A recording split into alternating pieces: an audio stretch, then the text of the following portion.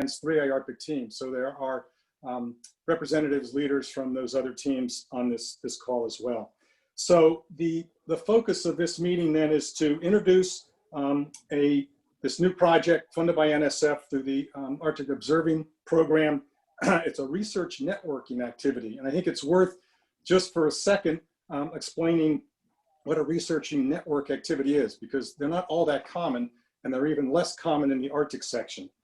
The idea behind this, and it was actually new to the last solicitation for the Arctic section, is to advance knowledge by combining research across different disciplines and different boundaries, both intellectual and geographic.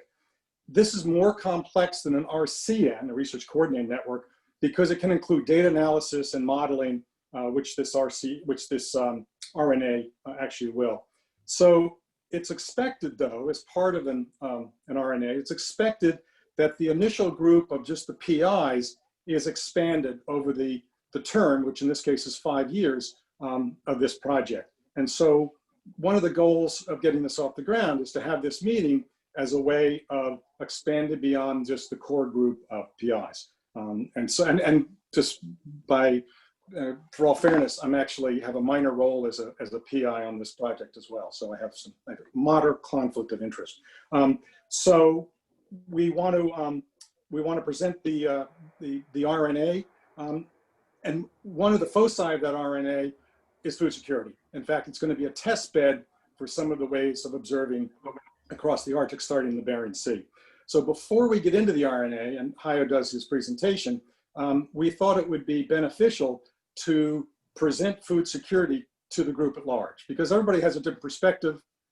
I had a perspective which, wasn't as inclusive as I thought it was on food security. So we're going to hear from experts on food security, 2 presentations before Hajo introduces the RNA. There'll be discussion after the 2 security presentations, and there'll be discussion after Hajo's presentation. The thought here is to have at least 2 more IARPC meetings on this, and possibly a larger meeting sometime next year, which is even more inclusive. That will be part of the discussion. The next 2 meetings for IARPC would cover sort of data and modeling, and I'm not sure about the 3rd one, but certainly data and modeling. And we didn't do that this time because we thought it was too much, since we wanted to give an overview of food security to start with. So before we do that, and I do the introduction to the presentations, Hazel has already pointed out that we're going to turn the chat off. There were some issues with the IARPC meeting, with the planning meeting, and IARPC is really committed to a safe, productive, and inclusive environment where everybody is on an equal footing. And I wasn't at that meeting, but there were reports that the chat was distracting at the least. So just as you wouldn't be encouraged to talk when someone is presenting in public, we are going to not only discourage you, but prevent you from chatting while the presentations are going on. Hazel will, of course, remember to open up the chat afterwards, because sometimes that's an easier way for people to communicate and ask questions, and that's fine. So with that in mind, then we've got 2 presentations to begin with, about 10 minutes or so each with a discussion, and then the RNA. So the first presentation is Understanding the Importance of Holistic Food Systems in Elastic Native Communities. That's presented by Brooke Wright, who is employed by the Tanana Chiefs Council and is involved in fisheries issues as well as other things. And also by Krista Heeringa, who is coordinator for community partnerships and self-reliance at IARC, the International Arctic Research Center at UAF. They've worked together actually on several projects, and I'll say had a very nice interview where they interviewed each other, and it was on an Anchorage radio station that I listened to. So I'll let them take it from there, and I'll introduce the second one once they're done. So Krista, you're on, or you or Brooke? I think Brooke is going to go ahead and start us off.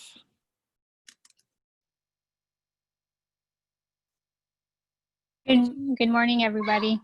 I'm working from home today, so please bear with me as I parent and present to you today. I hear background noise. Can you guys hear me? Okay, great. So I would like to introduce myself. My name is Brooke Woods. I am from Rampart, Alaska on the Yukon River. I am a mother of 5 amazing children. I am Koyukon Athabascan, and I work for Tanana Chiefs Conference in the Hunting and Fishing Task Force, and I am the chair of the Yukon River Intertribal Fish Commission.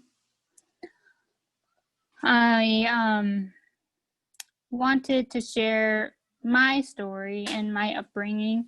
When we think about the history here in Alaska, specifically for Alaska Native people, I would hope that what I share with you lets you understand how important our water, our land, our animals, and our fish are to us, as many of our culture was taken away from us during assimilation intentionally.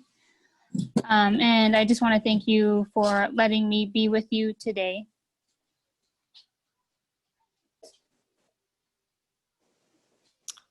Thanks, Brooke.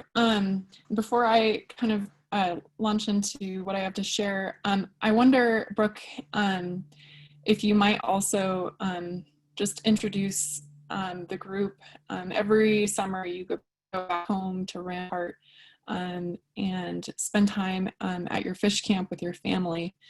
And I think just placing us there is important context for some of the things we're going to talk about. So I wonder if you might be able to take us on a tour there. Yes, I'd be happy to. I was actually home for almost 10 days, just returning. That time there really uplifts my spirit, and it drives the work that I do for the task force and the Fish Commission. So my parents raised me and my 5 siblings at our fish camp for several years, and salmon is central to our ways of life. And I have dedicated my life's work to being a part of the salmon system here in Alaska, specifically for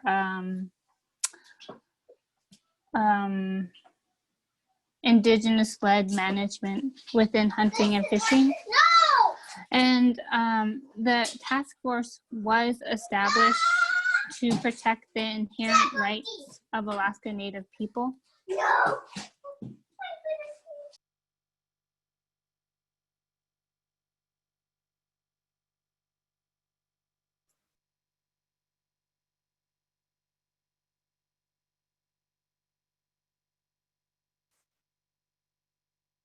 Krista, I think you're on mute if you're trying to speak.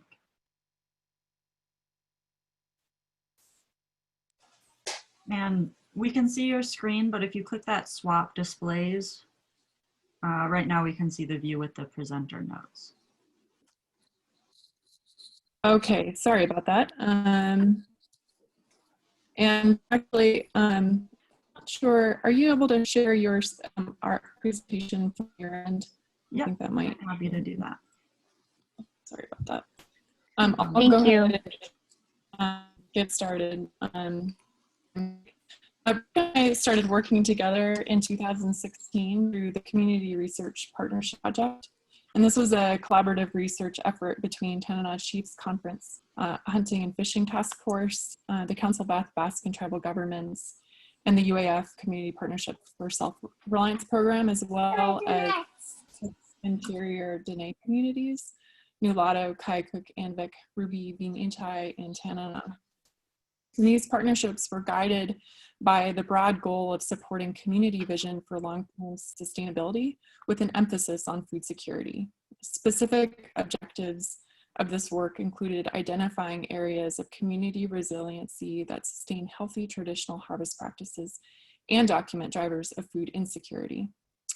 During a 3-day workshop in 2018 that included representatives from all of the communities, tribal organizations, and research partners that had been working together for the last 2 years, we developed a shared framework for discussing elements of traditional harvest practices. We began by sharing words, ideas, and concepts that conveyed the significance of what traditional harvest practices meant for those gathered. And through further dialogue and stories, we agreed on words and phrases that captured the essence of those themes. Through this process, we developed a shared language and understanding of the holistic nature of this food system. There's a few limitations to this framework, and part of that is because we used a rapid and written information gathering technique, which does not adequately convey the depth and nuance of Indigenous knowledge methodologies, which are grounded in place, shared identity, spirituality, and experience. If you can go to the next slide. With that said, I would like to share the holistic picture of food security that emerged. First, the availability of wild foods and the traditional knowledge needed to effectively and appropriately harvest these foods build happy, strong families by supporting strong identities, physical wellness, and mental well-being. This way of life is embodied through sharing and cooperation that is sustained by knowledge, values, and spirituality rooted in strong culture. Abundant fish, game, and wild foods provided through quality habitat and healthy ecosystems support full bellies, abundance, and wealth. Accessing this abundance is supported through stable environmental conditions, the cash needed to acquire the supplies used to harvest wild resources, and the legal protection to hunt and fish within traditional territories. The role of Indigenous governance structures that embodied stewardship of the land, insight in the interconnections between people, animals, and place was emphasized as paramount in the sustainable use of wild foods. Contributors to this framework also emphasized the importance of Indigenous influence on formal and informal forms of education as being necessary in order for future generations to acquire the knowledge and skills needed to maintain and adapt this way of life as social, economic, and environmental shifts occur. Though this definition is specific to interior Alaskan Native communities, many of the themes that emerged corresponded with the 6 pillars of food security developed by the Inuit Circumpolar Council, which include availability, accessibility, culture, health and wellness, decision-making power, and stability. The ICC framework also emphasizes the interconnectivity of all these food security dimensions. And if you can go to the next slide, please. With this framework as our foundation, we identified key drivers of food security and insecurity. With a simple voting exercise, we identified which drivers had the greatest impact on harvest practices within the last 10 years.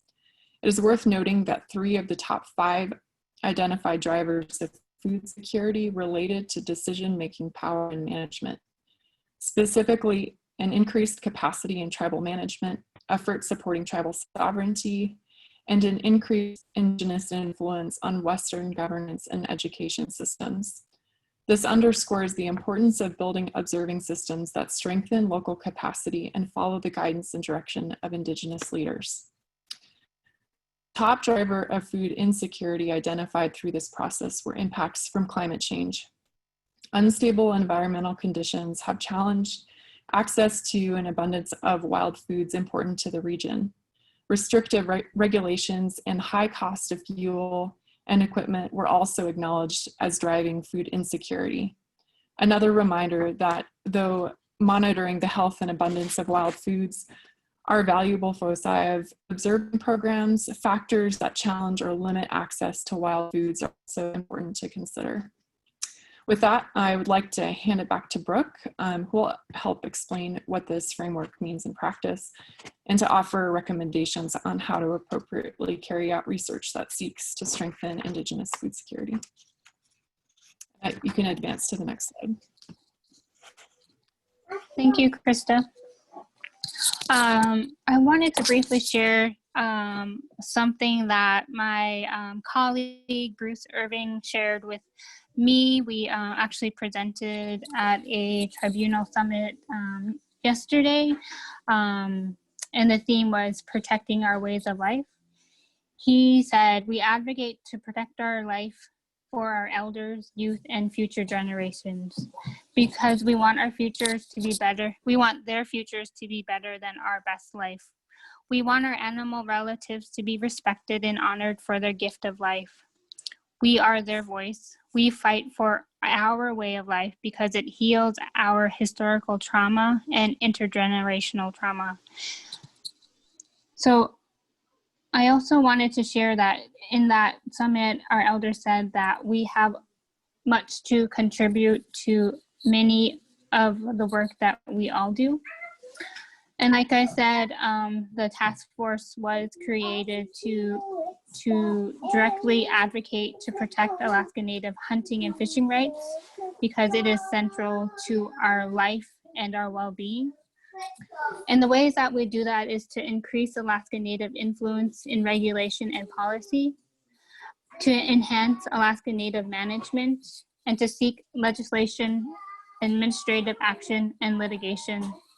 And the last thing that we are striving to do is to impact climate change and Arctic policy and research.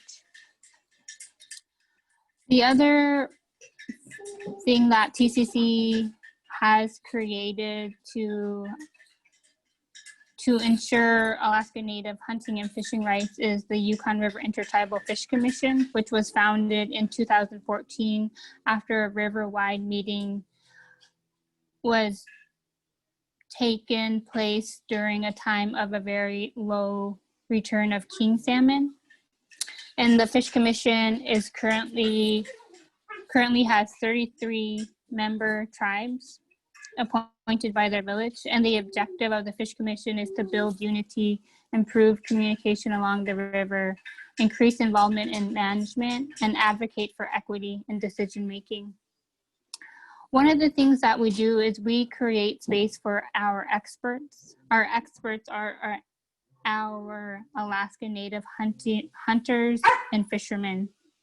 So TCC partners with the University of Alaska Fairbanks Tribal Management Program, and we provide accredited training for our hunters and fishermen to better understand the regulatory process, review proposals, and understand board roles in governing our ways of life.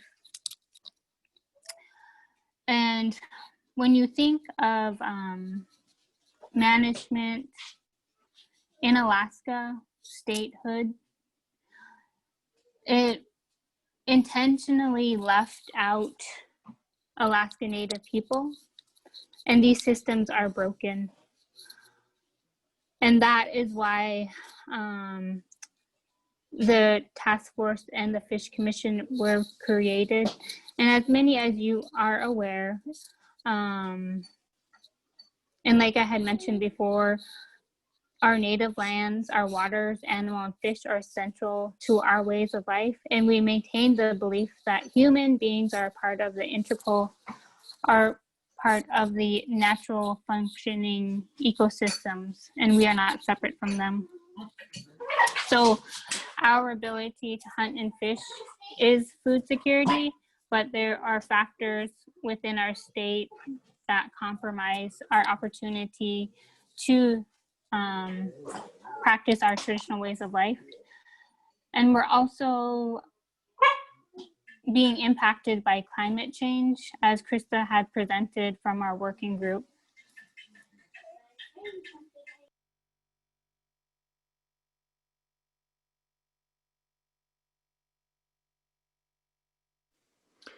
Okay, thanks, Brooke and Krista. I think I've got a couple of questions. I'm sure other people do. I'd like to hold those until we do the next presentation, if that's okay. And in this case, on this next presentation, will be an overview of Indigenous Peoples Food Security Working Group. And Josie Sam will be presenting. She's a research scientist at UAF and also involved in the RNA. And Raychelle Daniel is with the Pew Charitable Trust, where she links Arctic policy to the Indigenous worldview. I don't know who's presenting. Raychelle, is it you? It's not you. Okay. I'll be going first. Okay, good. Okay, Josie. Yeah, thanks, Will. Okay. Okay, so yeah, so Krista and Brooke have already touched on some aspects of what I'll be talking about, but I briefly we won't be sharing any slides, by the way. We just want to have a conversation. So we just briefly want to start by saying that the Arctic has been home to indigenous peoples since time immemorial. And the Arctic indigenous peoples possess knowledge and understanding about the holistic system within which they inhabit. And this knowledge has developed over hundreds and thousands of years and generations, and is still developing to date. The worldview of Arctic indigenous peoples is based on the knowledge that people are part of a holistic and interconnected system, which include the biotic, abiotic, physical, chemical, social, and the spiritual. So all these come together to form a healthy ecosystem. And so it's important to focus on the connections within this holistic system. Observing through a food security lens therefore requires multiple simultaneous observations from across this interconnected system.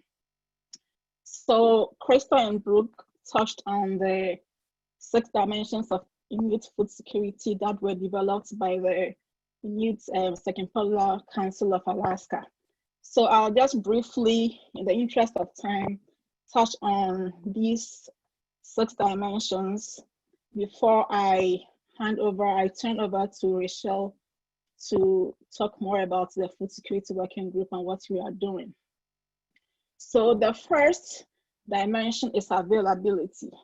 And this refers to the availability of the Arctic, the ability of the Arctic ecosystem to maintain biodiversity, allowing adequate transfer of nutrients and energy. It also refers to knowledge of seasons and how to collect, process, and store important traditional foods. The second dimension is indigenous culture. And this points to the role of food as the cornerstone of Inuit culture, as well as self and shared identity.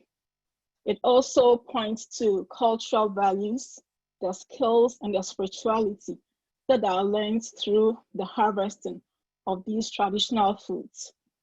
The third dimension is decision-making power and management.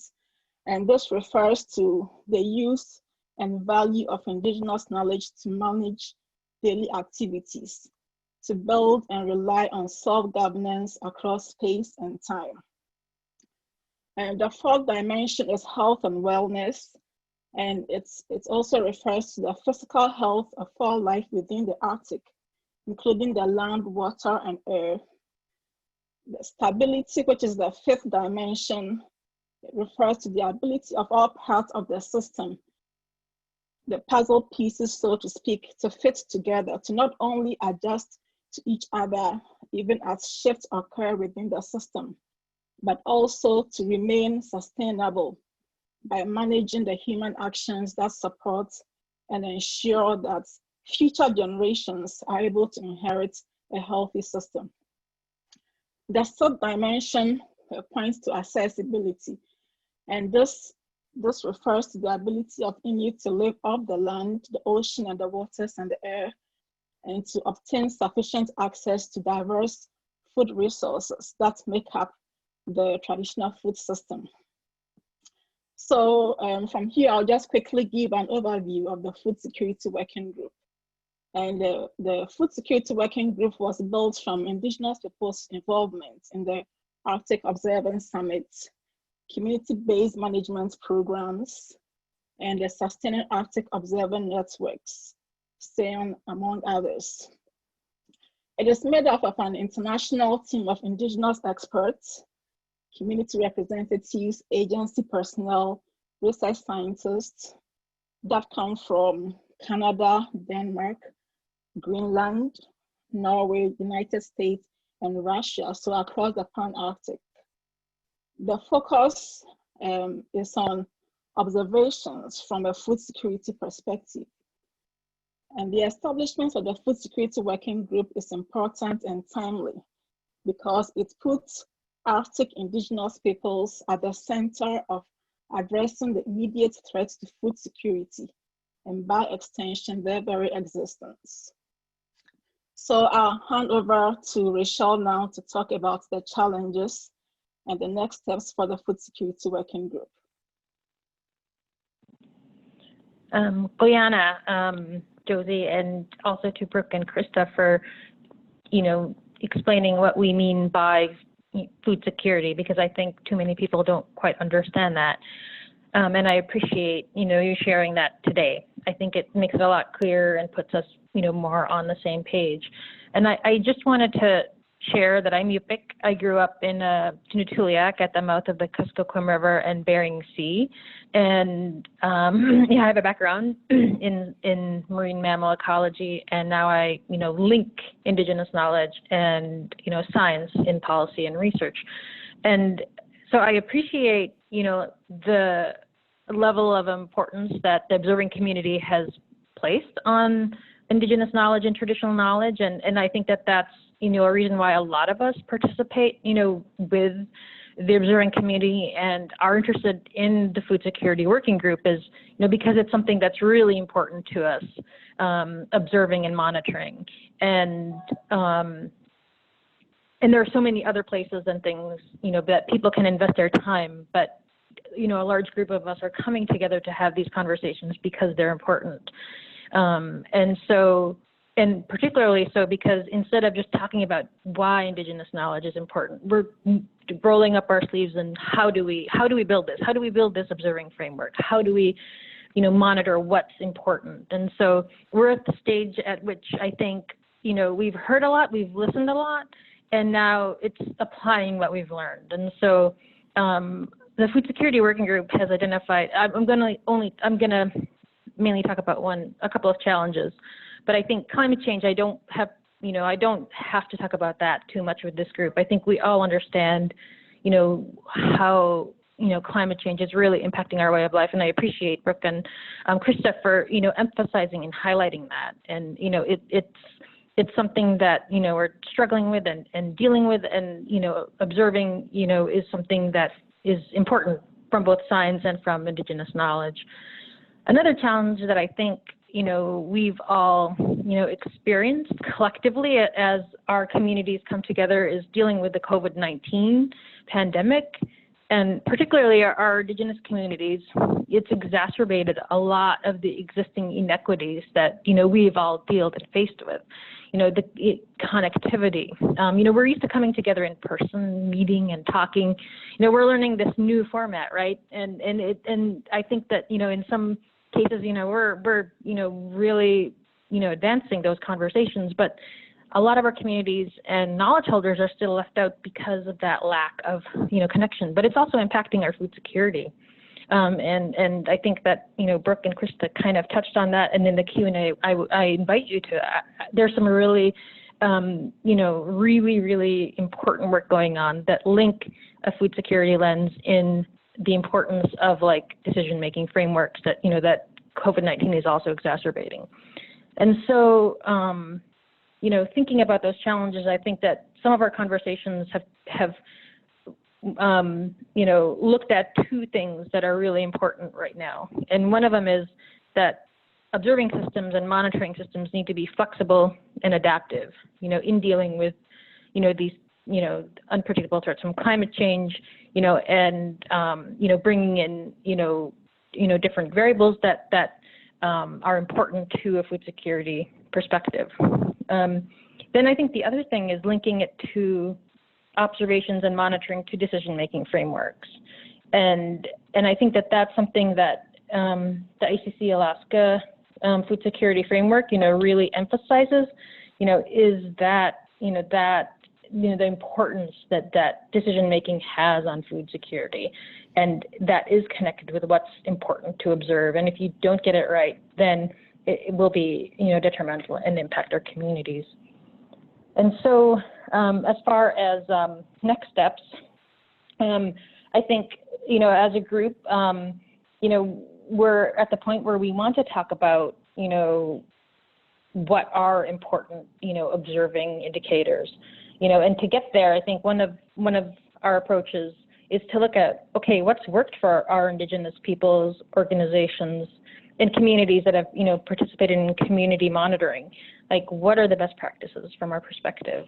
And, what lessons can we share, to bring to the, developing an overall observing framework. And then there are issues like free, informed, prior consent and data sovereignty, some communities and tribes are, dealing with a lot more closely.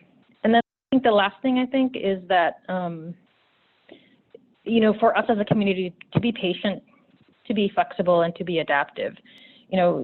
These are, very difficult times for our community, our Indigenous communities, and there are so many competing efforts. And I think that, it's important to take stock of what you've learned, and listen, and to, work together in paving the right path forward. And so I also wanted to state that there's a couple of other food security working group members on here that can also help answer some questions. Looks like Lauren's on, and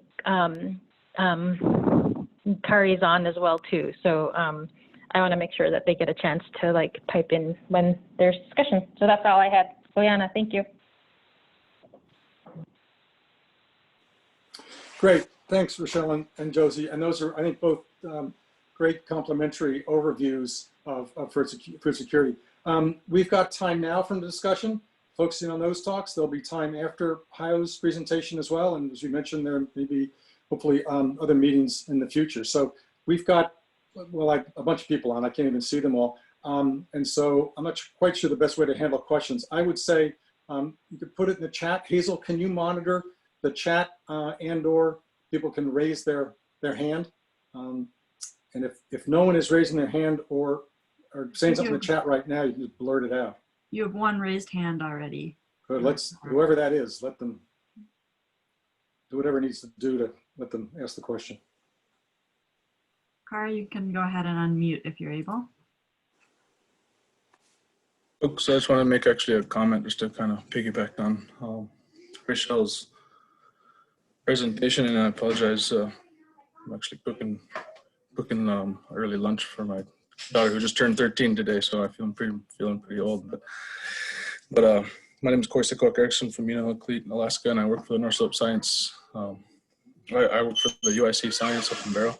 Comment I wanted to make was that I'm super thankful to work with you all and for all you guys really caring about the community and really focusing on this issue. I just wanted to say that the initial comment where we talked about food security being a very important issue for all the different stakeholders pretty much. Just wanted to bring it back home to remember that when we talk about food security in our villages, we're talking about hunger. How does it feel to be hungry? A lot of us in this group, we don't have to face that often. We get hungry and we get something to eat. Even us that are speaking on behalf of our communities, we're the few lucky ones that have those few jobs. So the fact is that food security in our villages, it means 70% of the people going hungry. I mean, like relying deeply on that fresh meat. People say, oh, they could live off the store.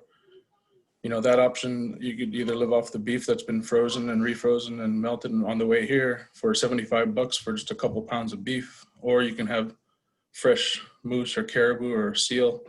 Obviously you're going to go for the fresh, and there's so much other tied to it. The education, the culture, passing things down, have an opportunity for our young people to be proud of providing for their communities. So it's a very, very deep issue, but the bottom line is hunger.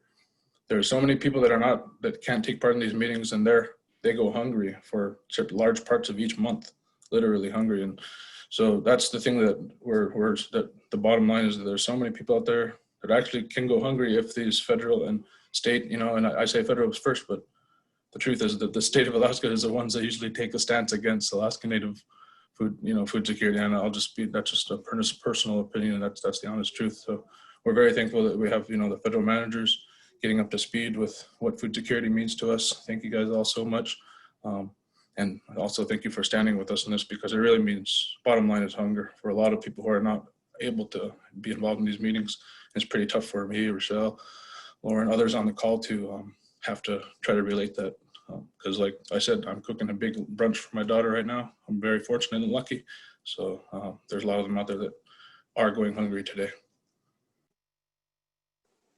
Thanks. Well, happy birthday to your daughter. Rosemary had her hand raised, and I think Fran Ulmer had a question too. Should we take Rosemary first? Thank you all for the opportunity to try to communicate some of these important discussions. For me, it's about the also social ills that come on with food insecurities and the difficulties of connecting the importance of the way research is being done to identify some of these contributing factors to the overall health and wellness. It's very important to connect the values of our traditional cultural values into the variables that are identifying what is the decision-making criteria for these important issues. The traditional knowledge, we shouldn't have to defend against it because it's being fragmented and used by others in ways that contribute to impacts of us without allowing us to provide understanding in some of the data sets that are wanted in so many different ways to say there's a mark in the Arctic in their data research. These important discussions impact our daily lives in so many different ways, but our community's wellness as a whole and the decisions of policies that affect our daily lives disrupt our communities in so many different ways that haven't been calculated into the variables that guide some of these decisions. Our data is important to us, but when I have difficulty in trying to get that data when we face a blowout, that's some of the important issues that we face. When I'm trying to work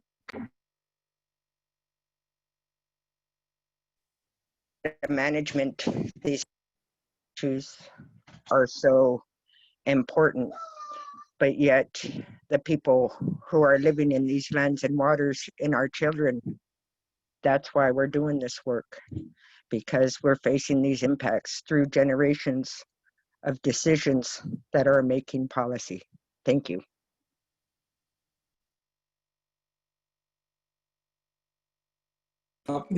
Thanks for that perspective. I think that's really important for a lot of us to hear. I think, Brooke, you had a response? Yes. So going back to the Protecting Our Ways of Life Summit that I'm currently attending, we talked about how important our ways of life are and how we are not included within state and federal management. Oftentimes, the decision makers have not stepped foot in our villages, yet they're making decisions on regulations for our people. And we talked about not ever wanting to be in a place where our people are hungry, but during COVID, it really unveiled intentional hurt to our communities. The state refused several emergency hunts for our villages so they could have food security, have a moose to share with the village, but the state refused those hunts. And we talked about not only do we not want our people to go hungry physically, but spiritually. We are very resilient people, and we are working very hard to ensure that the next generation have opportunity to practice their ways of life. And there was one more thing I wanted to share. And then I also think about how your research and policy can influence regulation and research that supports tribes and communities, specifically around food security and the impacts of climate change. And when I share my work with you, I also want to share that it is a healing journey for myself, as I am a survivor of the historical traumas that my ancestors have faced.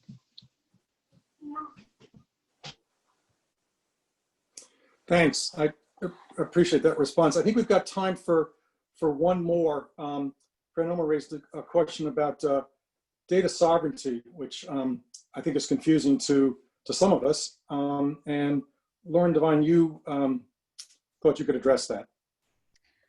Yeah, and I can only scratch the surface with the time that we have here, but I think that's been a question that's occurred in a lot of different places, and it continues to be a conversation that we're refining. And first, there's the idea of free, prior, and informed consent. And so it's the process by which researchers are going to come in and collect information or work with Indigenous peoples or communities on gathering knowledge, information, quantitative, qualitative, any kind of information that's going to be used for a particular research question or project or some end goal. And that free, prior, and informed consent framework is specific to the community that you would work in. So if you are coming to St. Paul, where I live and work, then we have a set of kind of policies or best practices or paperwork or procedures that we would follow, and partnering with the tribal government that I work for in that research and making sure to follow that process is really appropriate for any of the work that happens in my community. Any of us would provide probably a variation of those types of recommendations or processes that we would like to see followed to ensure that those participants and our tribal members, our knowledge holders, understand the use, the context that their information will be given in, and that they're comfortable with that.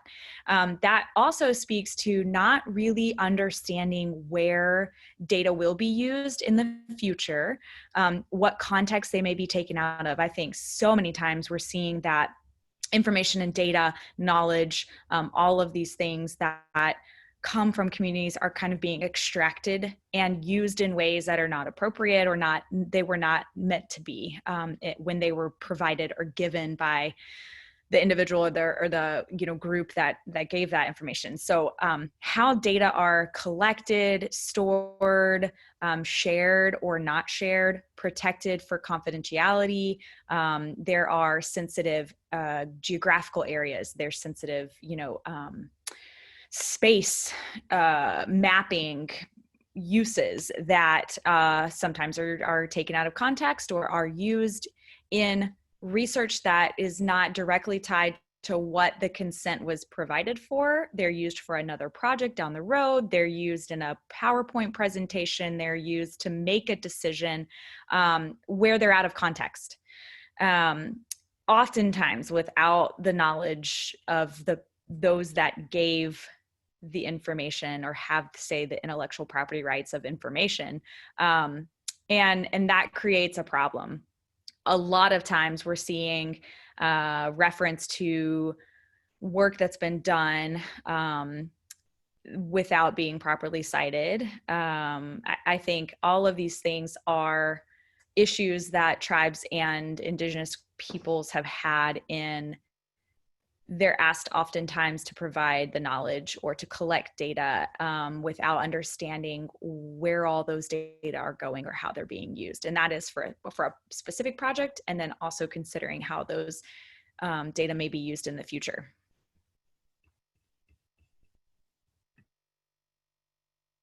Great, thanks. Clearly there are a number of ideas and thoughts that we could follow up on here, which argues for more meetings and maybe a larger meeting sometime next year, as we talked about. And there'll be time for discussion after the next presentation. We'll have 15 or 20 minutes. And we can come back to some of these things integrated with what Hajo's going to present. So the next presentation then is on is introducing the RCN. Hajo Eicken is professor at UAF and director of the International Arctic Research Center and the chief PI on the RCN. Thank you, Will. Thanks for this opportunity to speak. I'm speaking fittingly enough from the Troth Yada campus of the University of Alaska Fairbanks on the Lower Tanana Dene homelands. So as I understand it, Troth Yada refers to a species of potato that was harvested here by the Lower Tanana Dene.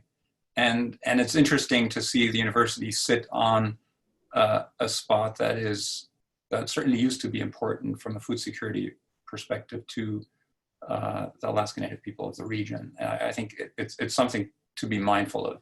Now, what I wanted to share with you, and I hope you'll bear with me here for this, is I just want to make sure, are you seeing my full presentation, not presenter mode? Yeah, okay. Concerns the research networking activity that's meant to help with sustained and coordinated observations of Arctic change. Will already explain a bit about the RNA concept. We're supported through the National Science Foundation, but I want to acknowledge also in-kind support from NOAA, who are working with us through Kelly Ulick, who's the project coordinator, who we're happy to work with. And I also want to acknowledge Raychelle Daniel's leadership of the Food Security Working Group and the fact that her contributions are supported through the Pew Charitable Trust. So this is a project that involves a number of other entities. I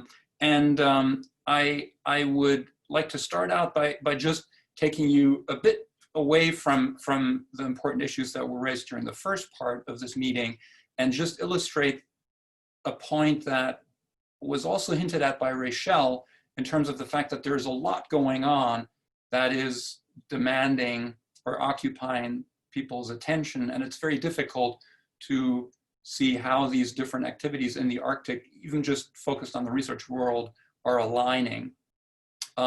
What's clear is that over the past several years, both nationally and internationally, the importance of the shared societal benefits that sustained observations of a changing Arctic can provide has been recognized. You see, for example, the Arctic Science Ministerial Meeting as a high-level meeting that's essentially having leaders of research in over 30 countries, both within the Arctic and outside of the Arctic, asking, what can we do to better respond sustainably and wisely to a rapidly changing Arctic? But the question is, what's the mechanism? How do we respond? That's what a lot of entities, organizations are grappling with. And currently we're somewhat lacking support structures that converge, that don't take more of our attention or are distracting, but rather focus on what are the most pressing issues. The Arctic Councils and the International Arctic Science Committee's SAON, that is Sustaining Arctic Observing Networks initiative, has emerged as something of a thought leader and an actual implementer of a more inclusive environment within which such a collaborative framework for observations can be developed.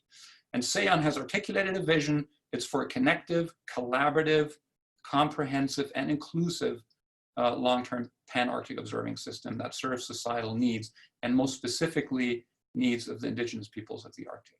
So how do we move from that vision to specific action? I'm not saying that the project that we're part of is necessarily the answer, or maybe not even an answer, but we're working with SAON and other international and particular indigenous partners here in the US on coming up with a more coordinated but bottom-up approach to sustained observations. This slide is just meant to illustrate that SAON has been working on a roadmap for Arctic observing and data systems, the so-called SAON Roads process. Sandy Starkweather's leadership was instrumental in getting this moving forward. This is a work in progress, and we see our RNA project contribute to the broader vision of this effort, which essentially is, as illustrated in this diagram, is meant to provide some type of framework that we can, no matter what our background or priorities are, we can use as a handrail, if you will, or as a roadmap. Or, you know, a lot of the regions, it's not really the roads, it's more the trail map, I guess, to help a bunch of different activities that are already underway, nationally, internationally, that currently are just this mix and mesh of observing activities that aren't necessarily well coordinated or aligned just yet, finding a mechanism through the SAON roadmap and other activities such as the Arctic Science Ministerial process, or in particular, the Arctic Observing Summit, which is currently the convening entity for the Food Security Working Group that's led by Raychelle and others. So finding a mechanism to somehow narrow and focus these activities, but in a bottom-up way that is not coming from the top, is part of what our project RNA COObs, in short, is trying to support. So we see ourselves contributing to the SAON Roads process by helping those who are able to define so-called essential variables or shared Arctic variables, to articulate those. What are important variables to observe? You've already heard Raychelle speak to this, as well as Brooke and Krista in their presentation and the work that was done here in Interior Alaska, again, with the focus on shared societal benefits. Ultimately, those types of activities are going to require more rigorous technical co-design and co-management of observing system components, but set up in such a way that they involve and draw guidance from experts that come from the realm of Indigenous peoples of the Arctic, members of the Food Security Working Group, and others who have an interest in these types of observations. So that's what this research networking activity is meant to help with. How are we going to do that? So now I just want to share very briefly a set of slides with you that you can review on your own through the link at IARPC. We also have a website that I'll give you the link to at the end of the presentation, along with some of the key partners. There's a total of 9 institutions that have a role of co-eyes or co-principal investigators with this project, and then a number of national and international collaborators. But the idea is that through coordination, development of a requirements framework, and the design and information infrastructure work, that we'll be able to come up with an observing system design that supports and is ultimately driven by the guidance derived from the Food Security Working Group. How this will play out in detail is a process that is underway. There's a plan, and I'll give you a brief perspective on that. But the key point is that it's this process of co-development, co-production of knowledge that's important here, with a particular focus on the Pacific Arctic sector in this project, then ideally helping implement a framework or show the way that is relevant at the pan-Arctic scale as well. So ultimately, we're hoping that through this work, data and information will be flowing back into the communities and to those people who express the need for such information in the first place.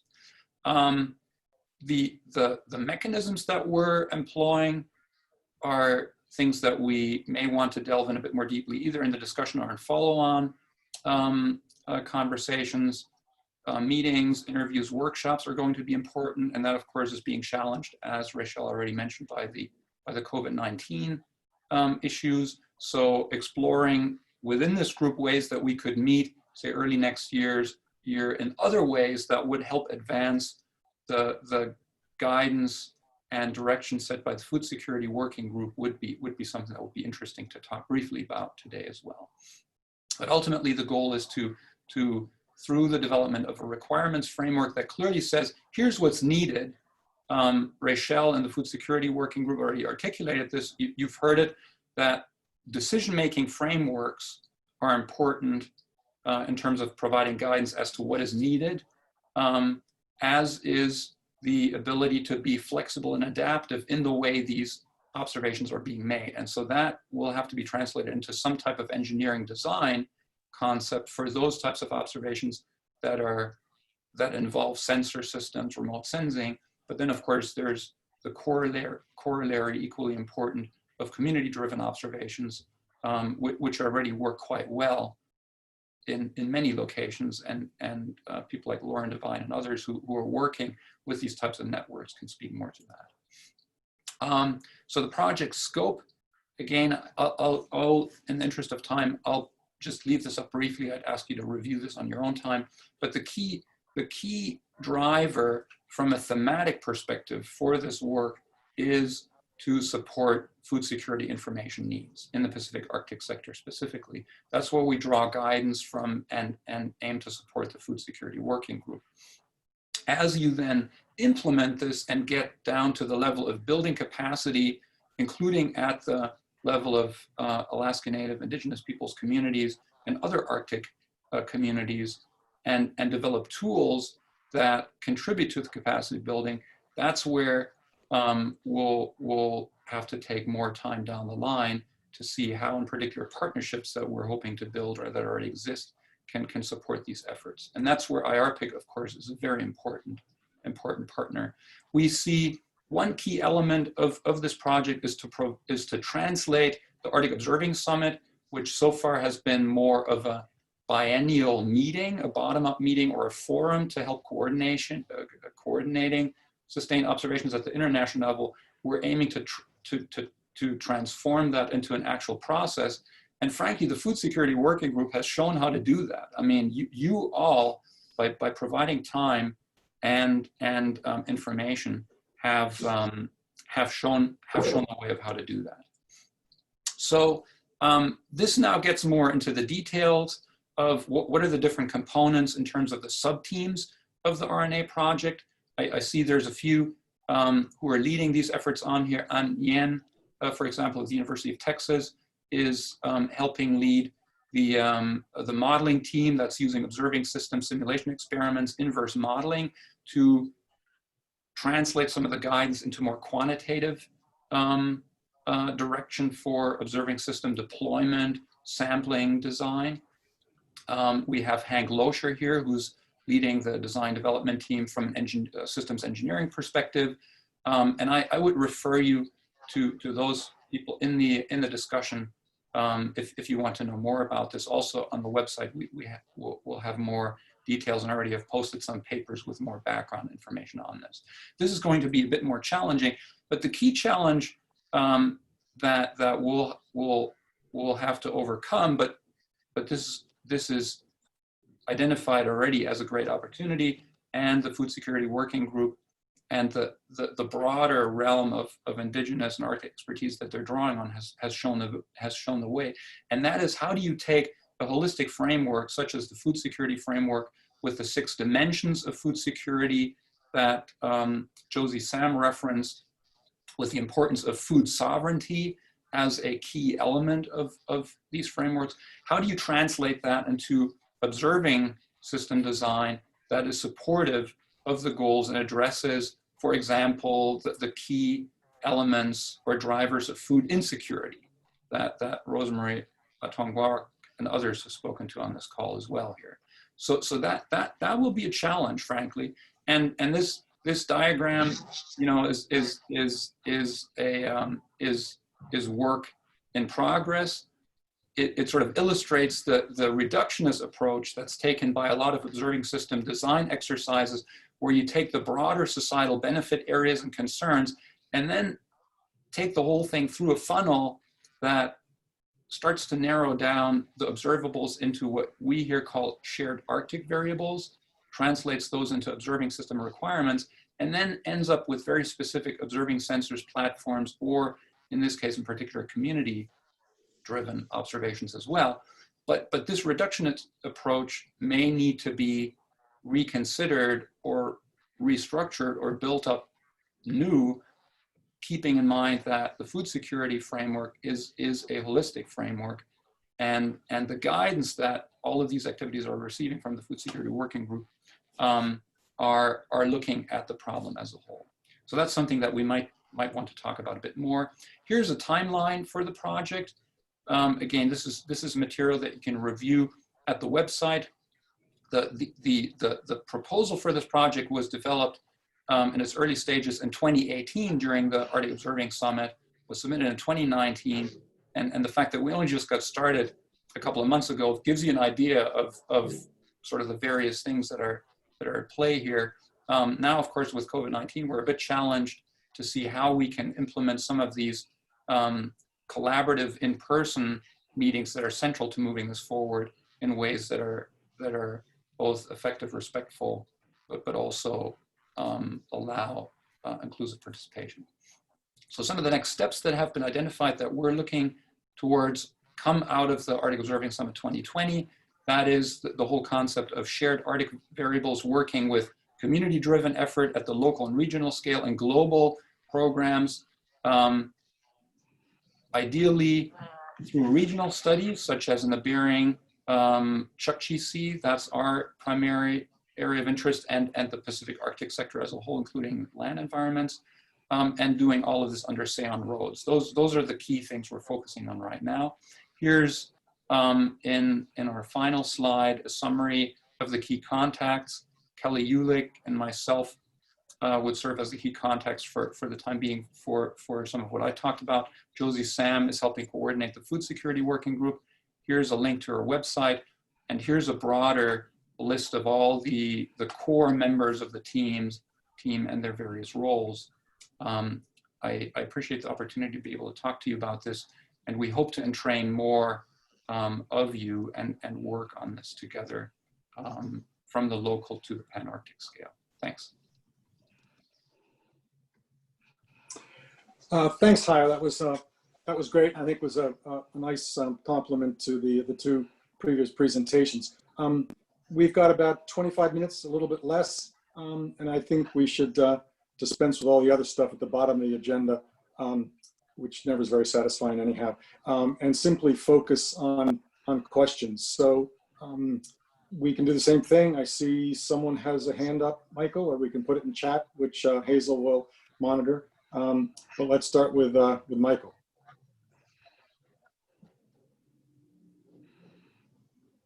Michael Brady. On mute. Okay, thank you. Mike Brady, IARPC Data Subteam Co-Lead. Thanks so much, Hajo. Always fascinating work, and thank you always for your leadership in the scientific community. Interested in data management aspects of this project, drawing a little bit from Lauren's great overview of data sovereignty issues. I suspect you're going to be dealing with qualitative data.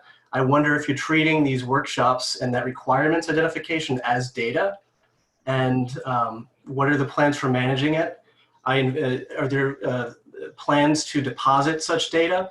There's, of course, there's data sovereignty issues, but there's also access issues, especially you're dealing with a National Science Foundation grant. So little insight into the data management aspect, and thinking about any qualitative data management that may be new to the observing community that generally deals primarily with quantitative data. Thank you. Yeah, thanks, Mike. I'm not a data expert. We have a number of data experts be part of the team, so if any of them are on, they can chime in. But in brief, we're aligning our activities with the with SAON's Arctic Data Committee that is co-led by Peter Pulsifer, who's a collaborator on this project. We also have as co-investigators Amber Budden and Matt Jones with Arctic Data Center from NSF. And so Peter Pulsifer and his team in particular have been leading the way in terms of looking at Indigenous approaches at data management. They've worked with a number of people in the Indigenous data management community to implement not just the FAIR, but also the CARE principles that relate to data sovereignty. So I trust that group. And actually we had Dr. Carol Russo from University of Arizona, who's a leader in Indigenous data management, speak at the Arctic Observing Summit. For those of you who are interested in the topic of data sovereignty, actually I would encourage you to visit the website AOS2020agenda.org and look for that presentation. That has a lot of great background on data management. So sorry, long-winded answer, but in the end, you're correct that for these meetings, you have to make sure that any data sovereignty, free prior informed consent, and other constraints are being met. And that's something that we're hoping to implement by working with these other entities. Okay, thank you. Well, I believe that Rosemary had sent me a message in the chat and has something to share. So Rosemary, if you are able to come off mute.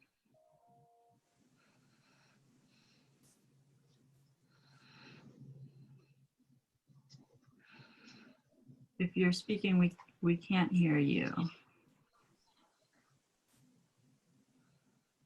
can also look back and try to read from the chat.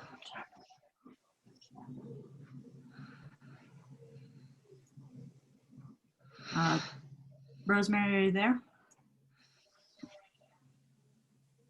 The chat that I got was, how can we help Untitled Pass caribou food security issues, multiple years of harvest loss? I would defer that question to the Food Security Working Group. Raychelle, Josie, do you want to speak to that? And maybe Brooke may have some thoughts on that as well, even if it's outside of TCC region. Is Raychelle still on, Hazel? This is Rosemary. Okay.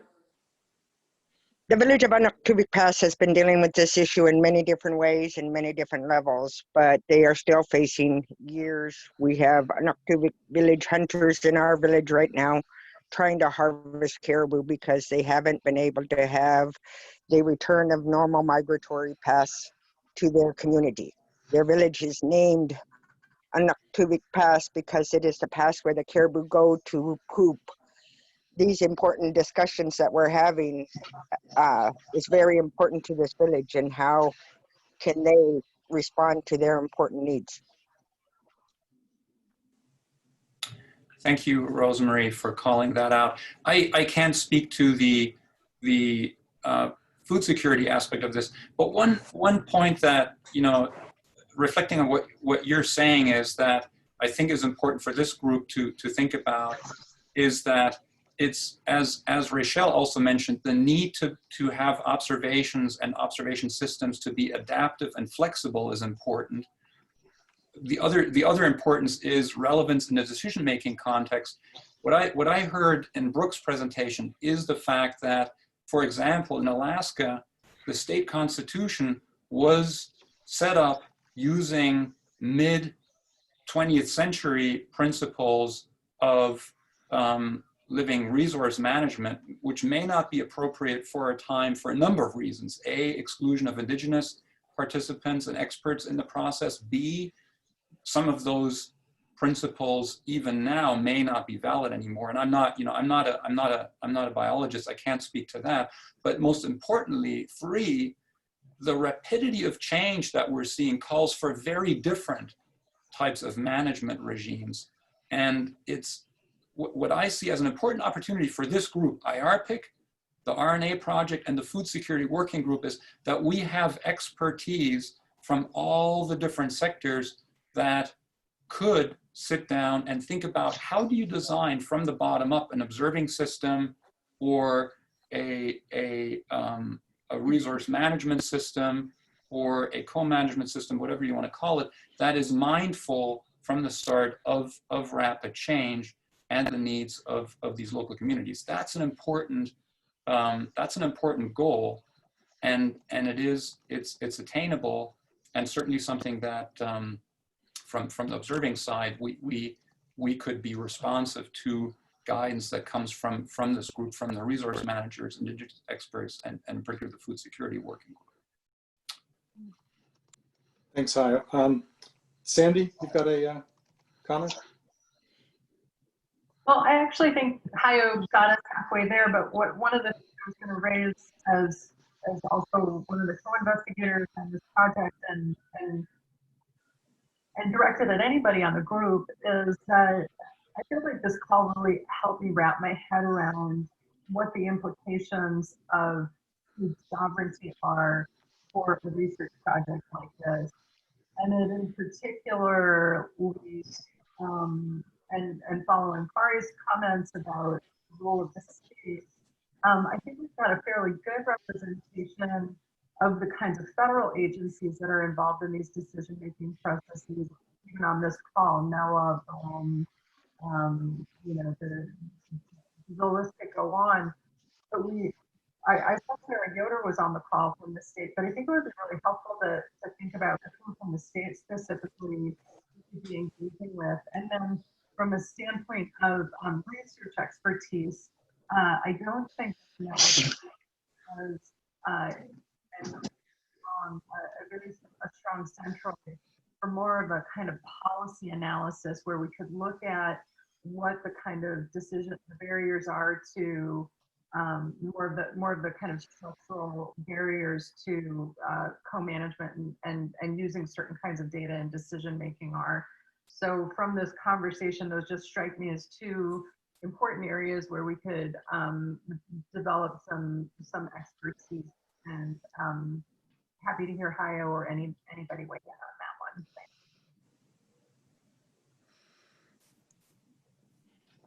Well, I don't want to put Kathy Kuhn on the spot, but I recognize that, you know, as a federal manager, of course, you, Kathy, and others may sort of shrink back if you hear, hey, let's design a resource management system from the bottom up. But ultimately, that's something that may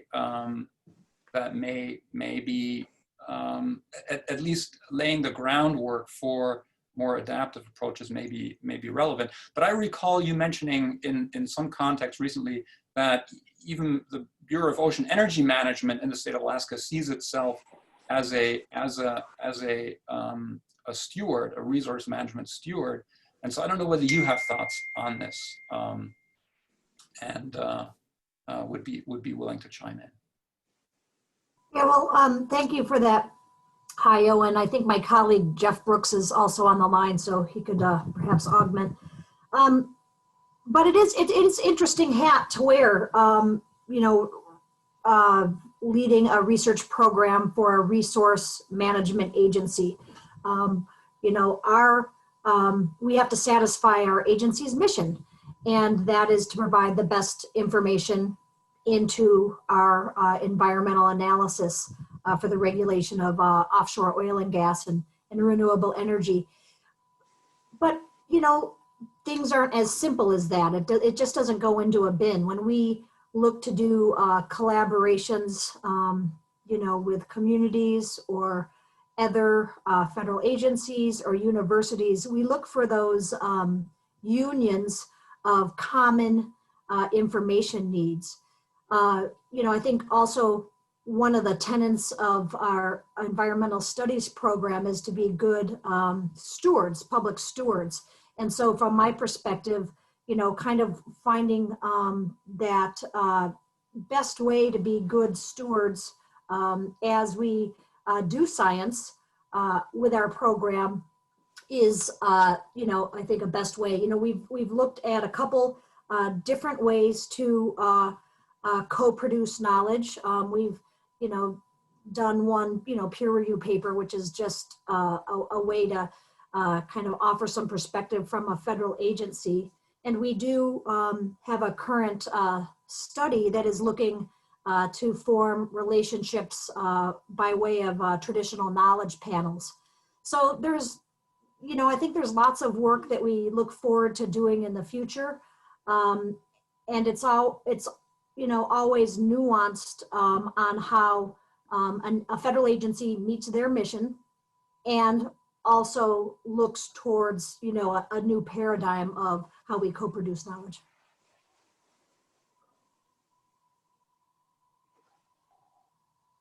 Thanks, Kathy. Are there any chats, Hazel? I noticed that Josie had come off mute briefly. Josie, if you'd like to share, feel free. Yeah, I just wanted to briefly say that Rosemary is actually a member of the Food Security Working Group. So the issue that she raised could form part of the next steps that we are looking to progress to with the next meetings that we have. So I just wanted to thank her for bringing that up.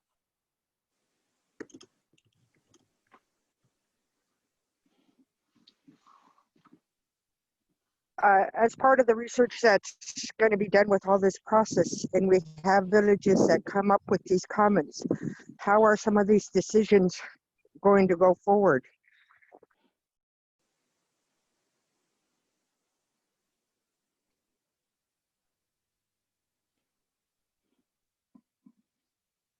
Well, I will. Do you want me to respond to that? Yeah, I was going to say something, but yeah, go ahead. And Rosemary, I'm sorry, I can't really give you an answer, but your question does raise an important point that I did want to highlight, because I might not have made it clear enough, and that is that under the Sustaining Arctic Observing Networks Initiative, SAON, and I should mention that Sandy Starkweather is the chair of the SAON board, so this is a large group of all Arctic nations and non-Arctic nations. There's a process that they've identified to set up regional experts panels, and the representation of say your region or you know other regions in Alaska and other parts of the Arctic in those panels, which as I understand it, they're currently envisioned really as regional down to local level panels. That will be an important mechanism to be part of the process, and maybe Sandy can talk a bit more about how those will be set up. I would want to, I mean, your question also raised another point that we might want to briefly touch on, or maybe in a subsequent meeting, and that is, are there things that we could do, or you know, the collaboration teams under IARPC or the observing sub-team could do to help move the process forward in a more inclusive fashion by, for example, setting up some admittedly online workshop at this time, but some meeting that can help prep and draw on the expertise of this group to be ready for that process, right? To make it easier for people in the region to engage. Thanks. Sandy, do you want to respond to that? If not, okay.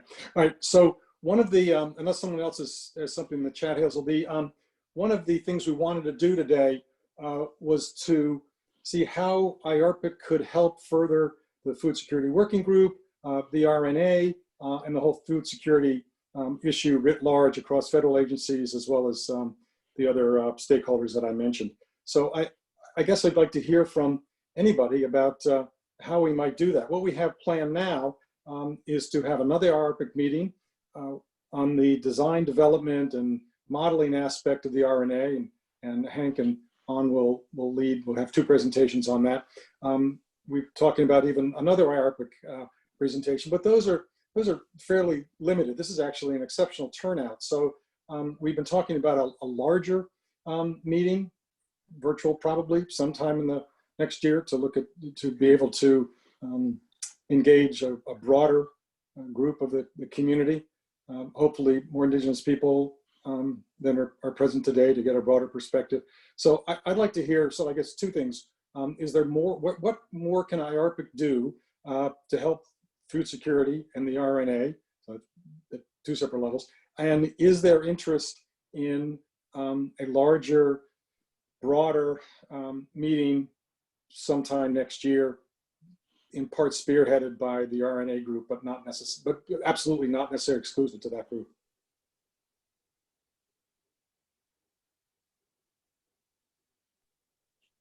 We'll take responses. Yeah. For me, this process has to get out of the box and affect the decisions in our lands and waters that are preventing us from sustaining our villages in the important subsistence needs that we have.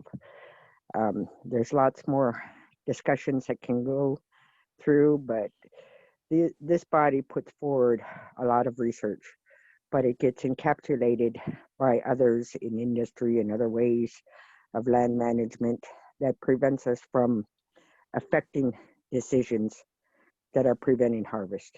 And those kinds of things are important. Thank you. Okay. And that might be something worth note that we could include at some level. Any other thoughts on that issue?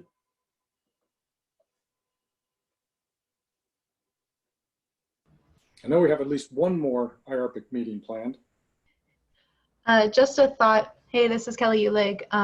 From what Rosemary just said, it might be worth trying to link up with the Bering Sea group that was convened through IARPIC that was supposed to be just a collection of managers specifically, so to bring in that aspect of it. I'm forgetting the name of it. Meredith, can you help me out? Yep, there was a Bering Sea task force, and Amy Holman and Bob Foy helped to lead that group.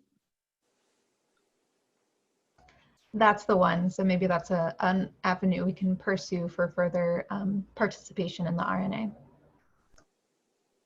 They also have the Bering Sea Elders group that's important. That'd be great. Reaching out to some of those groups would be, and sort of bring that perspective into the RNA and the food security on a larger scale is really important. I wonder about also including food security issues in the Barents Sea, and although harder to engage with the Russian Arctic. Clearly there must be, I mean, I know the Barents better, but clearly there must be food security issues in the Russian Arctic. And I'm wondering if the food security group has any connections there, whether that's someplace we want to go, or maybe that should be the next project NSF proposal. Maybe that's too ambitious. Just some thoughts.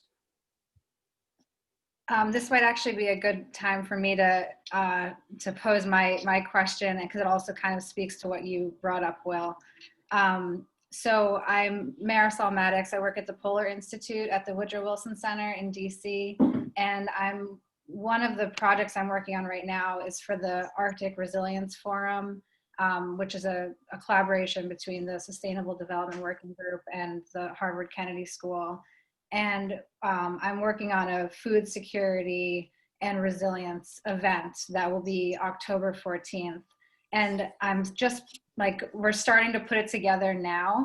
And so one thing is I would love to, if there is somebody here who would be interested in being engaged in that, I would love to kind of amplify some of this work because it's obviously very relevant and it's really important.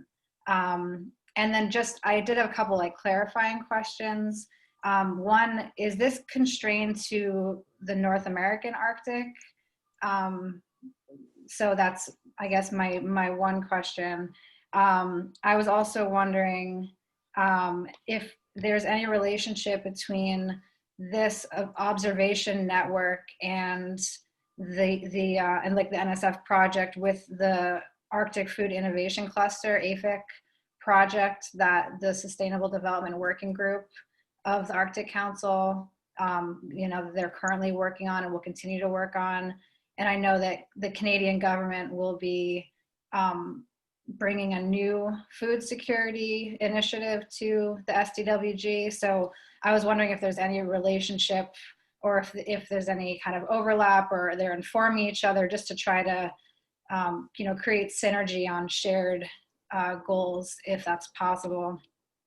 And then specifically related to Russia, so I'm working with Russians on this food security event.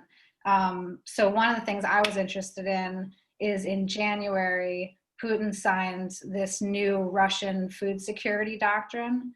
And they, so I thought that was really kind of interesting because they talk about identifying specific indicators that could be measurable indicators that could be used to measure progress towards attaining better food security in Russia. And they do also frame it as a national security issue, which I also think is an interesting and correct framing.